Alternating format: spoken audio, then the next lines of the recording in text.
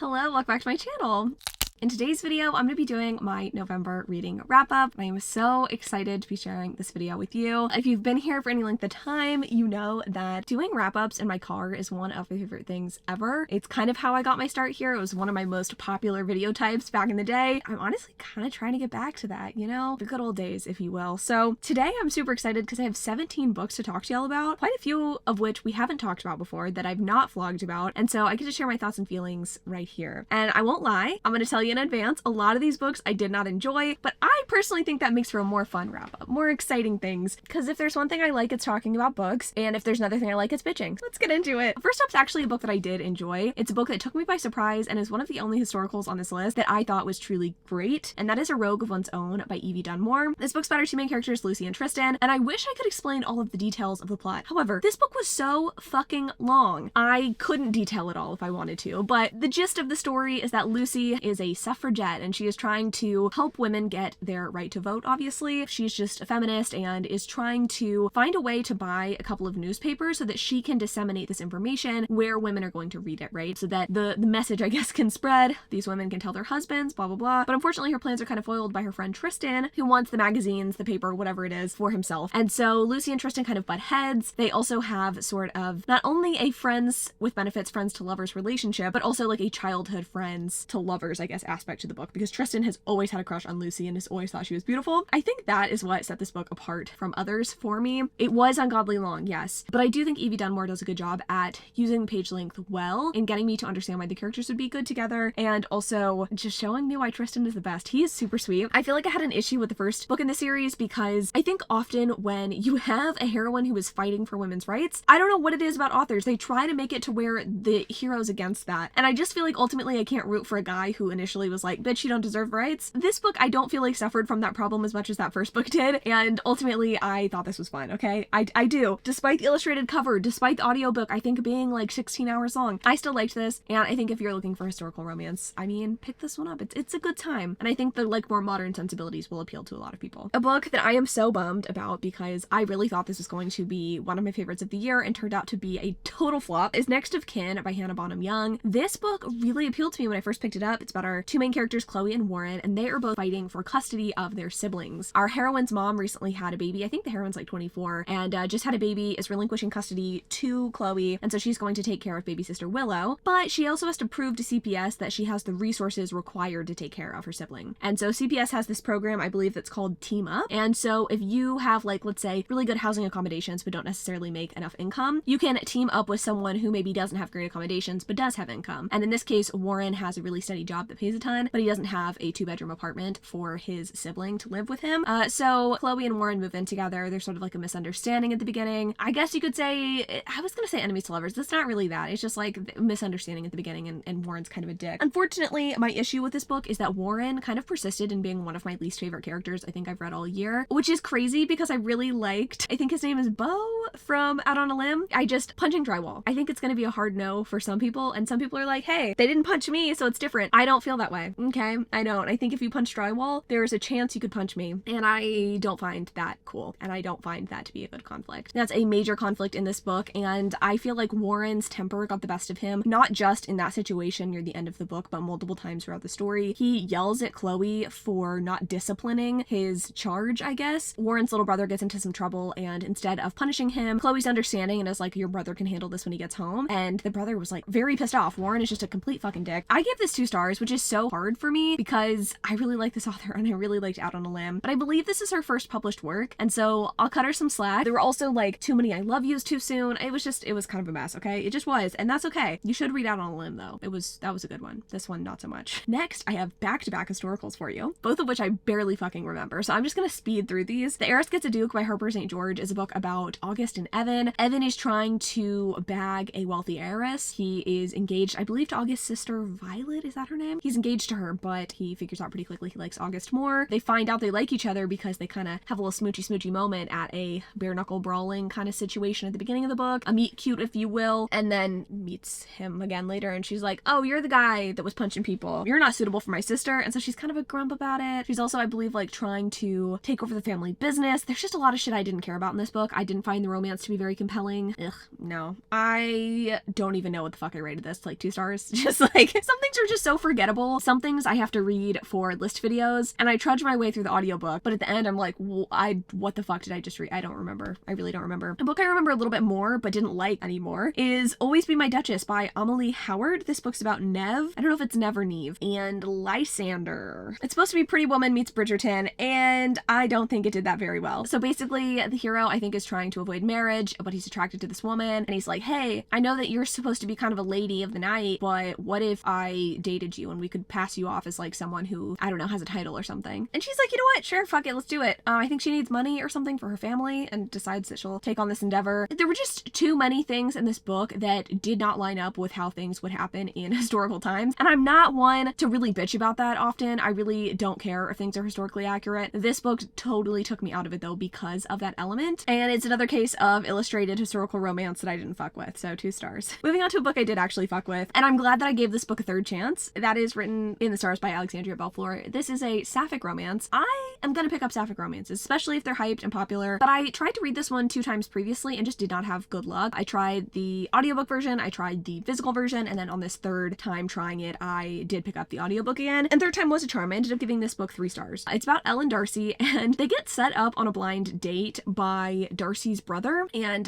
Darcy's brother is also Elle's coworker, so he's like, oh, my sister likes ladies, you like ladies, how about y'all smooch? And Elle is willing to give things a chance, but Darcy is a little bit of a snob, much like Darcy in Pride and Prejudice. They just don't seem to have much in common. Elle has a very fun job in that she has an astrology Twitter account that I think she makes money off of, and she's also working for Elle's brother, helping develop an app that has an astrology component to it. And Darcy is, I think, like an actuary or something. She's very much a numbers bitch, and so she doesn't really vibe with Elle. She thinks Elle's kind of flighty, flaky, just like not the kind of person that she could end up with long term. And Elle thinks Darcy's beautiful, but kind of feels the same, but the opposite. She's too stiff, she's too serious, this could never possibly work out. And they kind of go their separate ways, but they get drawn back together because Darcy's brother is like, hey, how'd the date go? I can't believe that you don't date people, and I feel like you should have taken this date seriously. And she's like, you know what, I'll give it another shot. Like, I'll give this relationship another chance. And they end up fake dating. That's kind of like the plot line of the book. They get beneficial rewards, I guess you could say, from being in this fake relationship. And I have to say, I thought it was really charming and reminded me so much of a movie rom-com. And I think that's why this book was a 3-star and not like a 5-star read for me. I think the relationship development was definitely there and was definitely good. However, I feel like the 3rd act conflict in this book was too movie-like for me, and I feel like the characters spent too long apart. I also feel like even though the sex scenes were hot, even though the relationship ultimately ended well, there were points at which I was kind of bored in this book. So it's one of those things that I feel like if you were just looking for something really breezy, I would pick this book up. There are definitely serious moments. I'm not saying it's like a not serious book, but it's not the kind of book that is going to make you cry, most likely. Sometimes you just need like a good middle of the road book, and I don't think a 3-star is like a bad reading per se. So moving right along. Oh god. All right, back to back flops. We've got Slippery Creatures by KJ Charles. This book had potential, but I just didn't really vibe with it, and I don't fault the book. I just fault myself for this one. This book's about our main character Will, who is taking over his uncle's bookshop, I think. I think he was like in the military for a while. His uncle died, now he's taking over this bookshop, and he's trying to like just live a normal life. He's just trying to vibe, you know? But apparently his uncle had some sort of like secrets stashed away in this bookstore, and so he's got people like banging on his doors trying to search the place, trying to get these secrets, and everyone assumes that Will knows what's up, and he has no fucking clue what's going on. In comes Kim,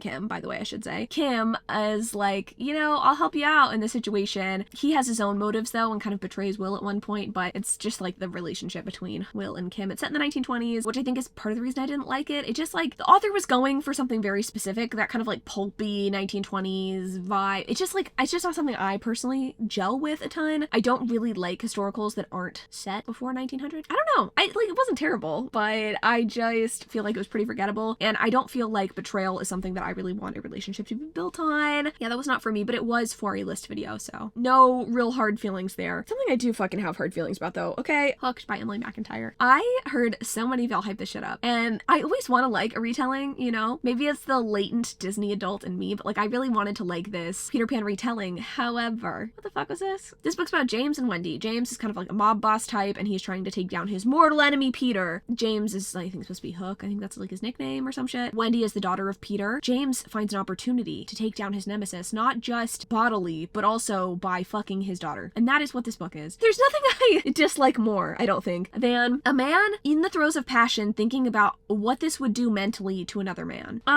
James literally thinks about making this girl fatherless and like almost like comes from that. He also is like filling her up and is like, oh, what if I got her pregnant and that would piss her daddy off? Like, it's just fucking weird. It's just fucking weirdo behavior. I didn't find it sexy. Where's the relationship development here? And here's the thing, like, I think it's Katie Robert that does the smutty retellings. I just don't think this book knew what it wanted to be. It is not a romance, but it is also not fun smut. So what is it? And who is the target market for this? I just don't really get it. Clearly, a lot of people enjoy this book, so like, maybe I'm just a fucking stick in the mud. I definitely am. 2 stars. Probably don't ever want to read any of the other books in this series, so, which is kind of a bummer because I think I own a couple of them, but, you know, we're just not going to talk about it. Next up, we have The Queer Principles of Kit Webb, another historical romance, another illustrated cover, another book for a list video. Guess what? This one actually fucked very hard and I loved it. Okay, so this book's about Kit and Percy. Kit is kind of a thief. He's a highwayman, but he has given up his life of crime. He is now, I believe, the owner of either a bookshop or a coffee shop. Can't remember which. Maybe a cafe. He's just vibing. He's living his life. He's living the good life and he's not stealing shit anymore, which is like pretty cool, right? He has morals or some shit. Until he's approached by Percy, and Percy is very handsome, and Kit doesn't know what to do with this information because Kit has been previously pretty straight. But Percy comes in looking all good and shit and is like, hey, I need you to help me steal something. Kit's like, what are you talking about? I don't steal things. And Percy's like, but you could for me. Kit is just lured by a pretty face, and he does in fact help Percy steal some shit from Percy's dad. I thought this was so delightfully charming. I think the characters in this book are some of my most favorite that I've read this year. Kit is definitely someone who's very open with his emotions, which I think surprised me quite a bit given how he is at the beginning of the book, but his being enamored with Percy was amazing. I like how Percy kind of kept things close to his chest, but was also very into Kit. It was just really romantic. I also just liked the way that the sexual tension is built and the way that it's broken. There's a lot of like pushing each other up against walls moments. It was so fun. I also feel like the reveals and stuff at the end of the book were really fun. I think the plotline was cool. The heist could have been a little bit cooler, and I think that's the only thing that docked this a star for me, is that like this heist has been kind of built up and it doesn't turn into anything particularly impactful, but it was still a 4-star read, and I think if you're looking for a good queer historical to pick up, I would definitely recommend this one. I feel like I've been looking for a good queer male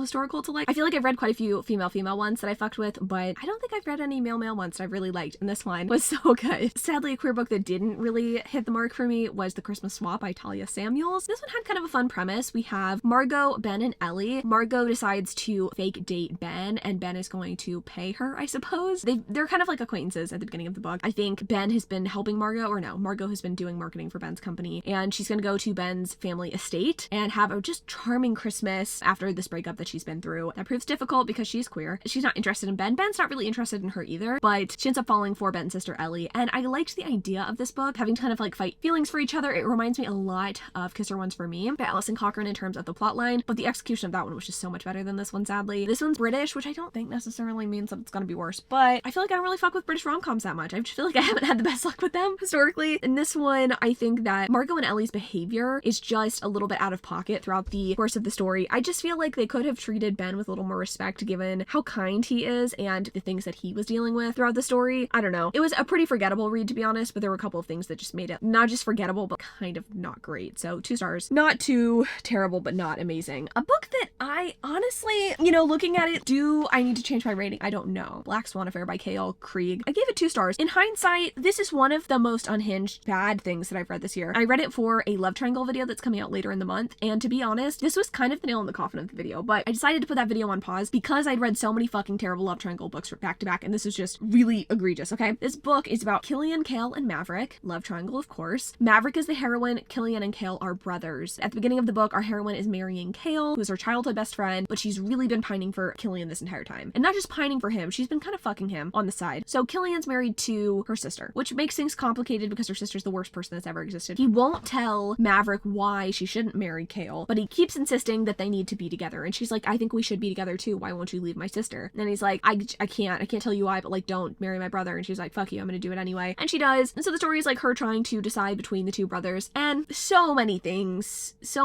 here. How come everybody in the same family is married? That, I don't get it. How about Killian's married to her like ex-best friend or something like that? Like that, okay, fine. The villainy of the book is just so comically stylistically contrived and bad. Maverick's nickname is Mavericky, which in what fucking universe is that a nickname? I know I shouldn't nitpick, that's stupid, but it just is stupid.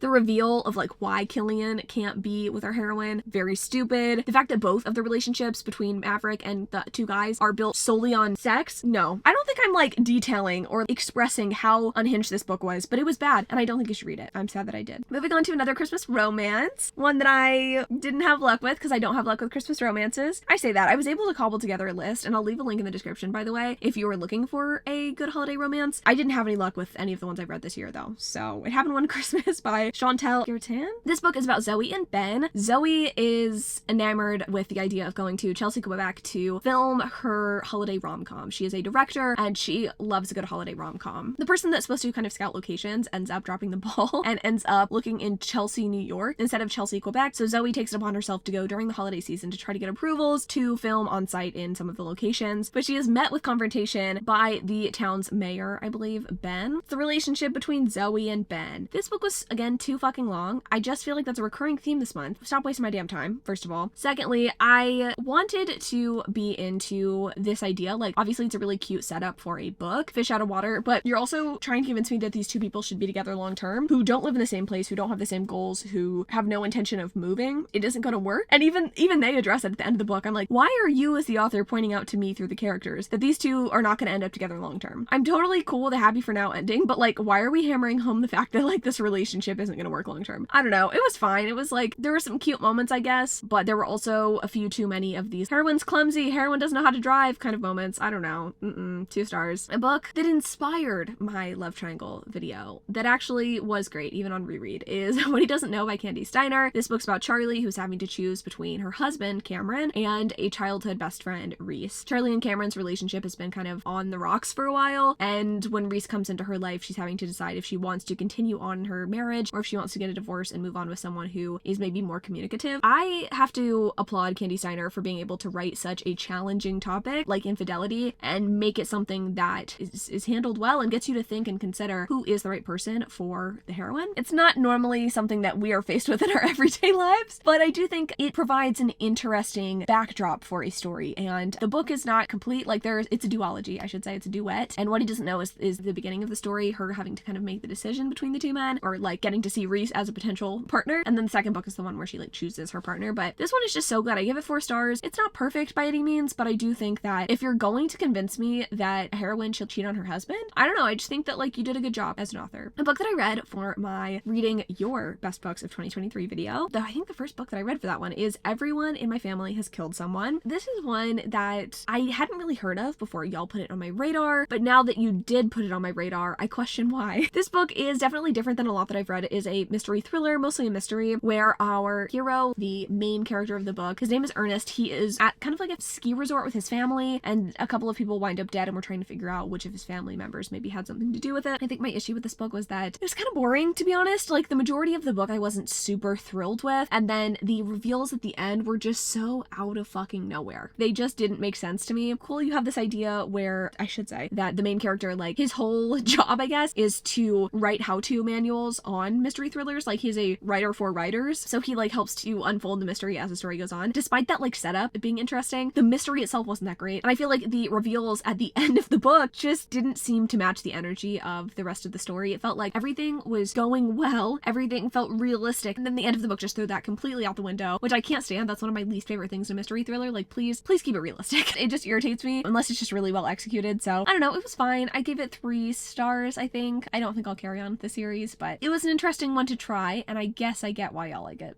I think this is the last of the love triangle books on this list, and thank God for that. Serenading Heartbreak by Ella Fields is about Stevie, Aiden, and Everett. Stevie's our heroine. Everett is her childhood friend who she fucked and who she's had an off-again, on-again relationship with. Aiden is the college boyfriend that she has, and she obviously has to choose between her college boyfriend and this guy that she's been boning down with for a long time. This book goes just completely off the rails, in my humble opinion. I feel like having a second choice for this heroine just didn't really make sense. I feel like there was too much will they, won't they, but not in a fun way. The beginning of the book started strong, though, I will say. Like, I was convinced that, like, oh, she should be with this guy. He's gonna get his life together, and, like, you know, he's gonna be a rock star, and she's gonna be the wife of a rock star. That's gonna be great. And then he completely shits the bed, not literally, metaphorically. Goes on tour, kind of leaves her behind, and she's gonna, like, live her own life. And I really wanted her to end end up with someone that was actually going to treat her well, but that doesn't happen. So she stars. The next two books are books that were on my most anticipated of 2023 list, and yes, both of these books let me down. First, we have The Stolen Heir by Holly Black. This book's about Ren and Oak. Oak is the younger brother of Jude from the Folk of the Air trilogy. He is teaming up with Ren to take down the Court of Teeth because they're trying to like rebel against Jude's rule, I suppose. Ren is the daughter, I should say, of the queen of the Court of Teeth, and she hates her, so she's like very much willing to help Oak. They have a complicated relationship because of their like childhoods. I wanted to like this book, but I feel like the problem with this one is that Holly Black is so good at character work, and it was just kind of missing here. I think that Oak didn't feel like a character that was three-dimensional at all, and Ren, while I completely sympathized with her trauma, had no chemistry with Oak. So it was like, what am I supposed to root for in this book? It also didn't have a plotline that I was super compelled by. It was definitely a journey kind of thing. What do the kids call it? A quest. It just wasn't a quest that I really wanted to go on, shall we say. I don't care what happens. I won't be picking up the next book in the series, and I think I'm ready to leave YA fantasy behind, with few exceptions, and this just isn't one of them. Another book in a different genre that just really kind of let me down is King of Pride by Anna Huang. I wanted to like this one because I enjoyed the first book in the series. I liked the Twisted series, but I think I just need to not pick up billionaire romances. I just feel like, why? You know, why are you hoarding wealth like that? And also, like, why are you trying to hit on someone who's basically employed by you? I don't know. It just doesn't really, I don't love it. Isabella works at the members only club that Kai attends, and he's like enamored with her purple hair, and because she's just so different, okay? And by so different, I mean like doesn't have money. I just feel like this book was boring, and I feel like that's kind of the worst thing that a book can be, is boring. Well, offensive is definitely up there too, but boring is up there as well. I just didn't like their romance. I didn't feel like the sex scenes were particularly hot. I feel like the conflict was extremely contrived, and you could see it coming from a mile away. Just 2-star material, okay? Let's round it out though with a good one, because I think we need that. I think we all need that collectively. I read Ninth House. That was the last book that I read this month. I was gonna say this year. Now there's plenty more to read this year. It was, again, a 5-star read for me. I love the way that Leigh Bardugo writes. I think she does a fantastic job at creating an incredible world, well plotting her books, and creating characters who are nuanced that you root for. I feel like Alex in this book is someone that I just honestly grew to love, and I just finished Hellbent, actually. First book I finished in December. She just continues to raise the bar. Go you,